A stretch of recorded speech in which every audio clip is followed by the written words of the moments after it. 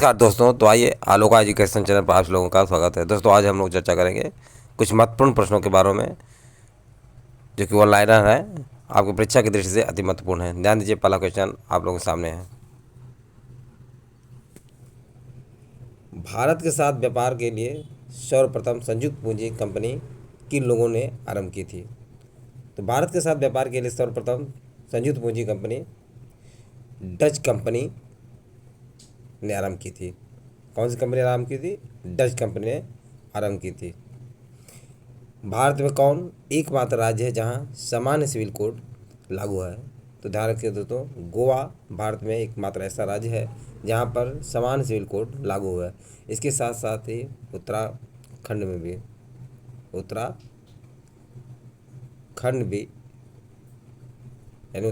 भी एक सामान्य सिविल कोड लागू करने वाला दूसरा राज्य हो जाएगा। वर्ष 1956 में कितने पुनर्गठित राज्यों में दो सदनी विधायिका थी? तो 1956 में पुनर्गठित राज्यों में दो सदनी विधायिका किन राज्यों में थी? 5 राज्यों में थी। बिहार, उत्तर प्रदेश, महाराष्ट्र, जम्मू एवं कश्मीर तथा कर्नाटक। ये 5 राज्य थे जहाँ पर कि द्विसदनी व्यवस्थापिका थी। राज्यों की वित्तीय लेखा पर नियंत्रण रखता है। तो राज्यों की वित्तीय लेखा पर नियंत्रण कौन रखता है? नियंत्रक एवं महालेखा परीक्षक जो है राज्यों के वित्तीय लेखा पर अपना कंट्रोल बनाए रखता है।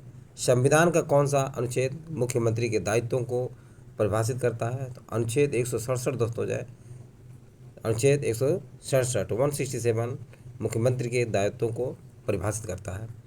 भारत के किस राज्य में सर्वप्रथम महिला मुख्यमंत्री हुई थी? तो भारत के उत्तर प्रदेश राज्य में सर्वप्रथम महिला मुख्यमंत्री हुई थी जिनका नाम था सुचेता कृपलानी। उच्च न्यायालय के न्यायाधीशों के वेतन और भत्ते दिए जाते हैं। तो उच्च न्यायालय के न्यायाधीशों के वेतन और भत्ते किससे दिया जाता है? राज्य की समेकित नीति से उच्च न्यायालय के न्यायाधीशों के वेतन और भत्ते दिए जाते हैं। उच्च न्यायालय के सेवानिवृत्त जजों की पेंशन कहाँ से दी जाती है? तो ये ध्यान रखिए दोस्तों, उच्च न्यायालय के सेवानिवृत्त जजों की पेंशन जो है भारत की संचित निधि से प्रदान किए जाते हैं और वहीं इनके वेतन और भत्ते राज्य की समेकित निधि से दिए जाते हैं। उच्च न्यायालय के न्यायमूर्ति की सेवानिवृत्ति की आयु कितनी होती है? तो 62 वर्ष। अनुच्छेद 217 में ये वर्णित है कि उच्च न्यायालय के न्यायमूर्ति की सेवानिवृत्ति की आयु कितनी होनी चाहिए? 62। किस किस मामले उच्च न्यायालय और उच्चतम न्यायालय दोनों की आधिकारिक क्षेत्र में आते हैं? तो मूल अधिकारों का संरक्षण का मामला दोस्तों जो है उच्च न्यायालय और उच्चतम न्यायालय दोनों के अंतर्गत आते हैं। नेक्स्ट देखिए दोस्तों, पृथ्वी की सतह का वह भाग जो पानी से ढका है लगभग 2/3 है। लगभग 2/3 भाग जो दोस्तों पृथ्वी का पानी से ढका हुआ है।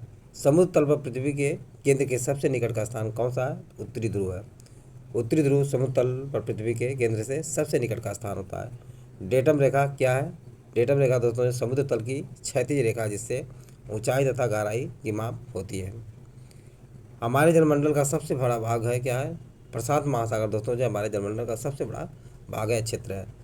90 ईस्ट डिग्री कहाँ पर स्थित है? तो 90 ईस्ट डिग्री है हिंद महासागर में स्थित है। भूमि में गुरुत्वाकर्षण जल किस तनाव पर रहता है? तो भूमि में गुरुत्वाकर्षण जल किस तरह पर आता है? 1/3 एटमॉस्फेयर से कम पर। 1/3 एटमॉस्फेयर से कम पर जो है भूमि में गुरुत्वाकर्षण जल 1/3 एटमॉस्फेयर से कम पर रहता है। महासागरीय नितल का सबसे विस्तृत भाग कौन सा है? तो गहरे सागरी मैदान है। जिस महासागर से सारगैसो संबंधित है वह है उत्तरी अटलांटिक महासागर से। नेक्स्ट है, ब्लैक होल अंतरिक्ष में एक पिंड है जो किसी भी प्रकार के विकिरण को बाहर नहीं आने देता है। इस गुण का कारण है, इसका क्या है? बहुत उच्च घनत्व है। बहुत उच्च घनत्व के कारण ही ब्लैक होल अंतरिक्ष में एक पिंड जो किसी भी प्रकार के विकिरण को बाहर नहीं आने देता है। इसका गुण का कारण, मुख्य कारण क्या है? बहुत उच्च घनत्व है। जिस तारामंडल के तारे ध्रुव तारे की ओर संकेत करते हैं वह क्या है? वह सप्तऋषि हैं। यानी सप्तऋषि तारामंडल जो है तारे ध्रुव की तरफ जो है संकेत को इंगित करते हैं। शांति का सागर कहाँ पर है? तो शांति का सागर दोस्तों जो चंद्रमा पर काले धब्बों वाले क्षेत्र को कहा जाता है। चंद्रमा पर काले धब्बे वाले क्षेत्र को शांति का सागर कहा जाता है। कौन सा देशांतर प्रधान यामोत्तर के साथ मिलकर ग्लोब पर बृहद वृत्त का निर्माण करता है? तो 180 डिग्री देशांतर। 180 डिग्री देशांतर जो है प्रधान यामोत्तर के साथ मिलकर ग्लोब पर बृहद वृत्त का निर्माण करता है। कौन सा एक जल डमरू मध्य अंतर्राष्ट्रीय तिथि रेखा के सर्वाधिक निकट है? तो बेरिंग जल डमरू मध्य, ध्यान रखिए दोस्तों, बेरिंग जल डमरू मध्य जो है अंतर्राष्ट्रीय तिथि रेखा के सर्वाधिक निकट है। भूमध्य रेखा कुल 13 देशों से होकर गुजरती है। ध्यान रखिए, भूमध्य रेखा कितने देशों से होकर गुजरती है? 13 देशों से होकर गुजरती है।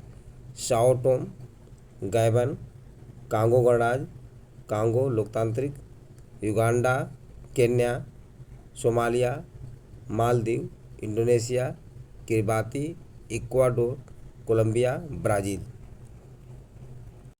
तो एक बार पुनः ध्यान दीजिए दोस्तों, भूमध्य रेखा कुल 13 देश से होकर गुजरती है। साओ टोम, गैबन कांगो गणराज्य, कांगो लोकतांत्रिक, Uganda, Kenya, Somalia, Maldives, Indonesia, Kiribati, Ecuador, Colombia तथा ब्राज़ील। इन सभी देशों से भूमध्य रेखा जो है गुजरती है। कर्क रेखा गुजरती है, टॉपिक ऑफ जिसे कैंसर कहा जाता है दोस्तों, ये दिन गुजरती है कर्क रेखा हवाई द्वीप से अमेरिका, मैक्सिको, बहामासा, माली, मैरितानिया, नाइजर, अल्जीरिया, चाड, लीबिया, सऊदी अरब, मिस्र, संयुक्त अरब अमीरात, भारत, बांग्लादेश, म्यांमार, चीन और ओमान, इन सभी देशों से होकर कर्क रेखा गुजरती है। अब आइए देखते हैं मकर रेखा। मकर रेखा गुजरती है जिसे कि ट्रॉपिक ऑफ कैप्रिकॉर्न कहा जाता है। ब्राज़ील से होकर गुजरती है, ऑस्ट्रेलिया से, Paraguay, Madagascar, Argentina, Mozambique, Chile, दक्षिण अफ्रीका, फ्रांस, टोंगा, बोत्सवाना और नामीबिया से। एक बार पुनः देखिए मकर रेखा किन किन देशों से होकर गुजरती है? ब्राज़ील से, ऑस्ट्रेलिया से, Paraguay, Madagascar, Brazil, Australia, Paraguay, Madagascar, Argentina, Mozambique, Chile, दक्षिण Africa, France, Tonga, Botswana, Namibia आदि देशों से होकर दोस्तों जो है मकर रेखा यानी टॉपिक ऑफ कैप्रिकॉर्न गुजरती है। तो ये सारे तथ्य जो आप लोगों को समझ में आ गया होगा। यदि वीडियो अच्छा लगा हो तो इसे सब्सक्राइब करो, लाइक अवश्य करें तथा अपने सगे समझे दोस्तों को शेयर करना ना भूलें। थैंक यू दोस्त, नेक्स्ट वीडियो में मिलेंगे।